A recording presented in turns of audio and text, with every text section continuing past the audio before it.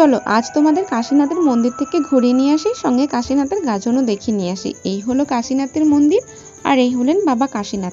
আজ গাজনের ফলের দিন, দেখো ভক্তদের জন্য ফল কেটে রেডি করে রাখা হয়েছে। ভক্তেরা গেছে ঘাট পুজো করতে, ভক্তেরা ফিরে এলে ফলগুলো ভক্তদের হাতে তুলে দেওয়া হবে। আর এখানে আছে নন্দী মহারাজ। ভগবানকে একটু দর্শন করে প্রণাম করে আমরা চলে এসেছি আমাদের পেট পুজো করতে। প্রথমেই নিয়েছিলাম আমরা ঘুঘুর ডিম। এটাকে তোমরা কি বলো? আমরা তো ছোটবেলায় এটাকে ঘুঘুর ডিমই বলতাম। আর এদিকে আইসক্রিম খেতে গিয়ে দেখো আমার আইসক্রিমের কাঠি ভেঙে যাওয়ার জন্য আইসক্রিমটাকে আমি এভাবে খেতে হলো। তারপরেই চলে এলাম ফুচকা খেতে। যে কোনো জায়গায় যাও না কেন মেয়েদের তো ফুচকা মাস্ট, ফুচকা ওরা খাবেই। ফুচকা খাওয়া শেষ না হতে করতেই দেখি ভক্তির দল এসে হাজির। ভক্তি আসছে, তার সঙ্গে পাল্লা দিয়ে বাদ্যযন্ত্রও আসছে, ব্যান্ড টাসা কোনো কিছুই বাকি থাকেনি, সমস্ত কিছুটাই করা হয়েছিল। এই গাজন পুজো উৎসব এগুলো আসেই তো মানুষদের আনন্দ দেওয়ার জন্য।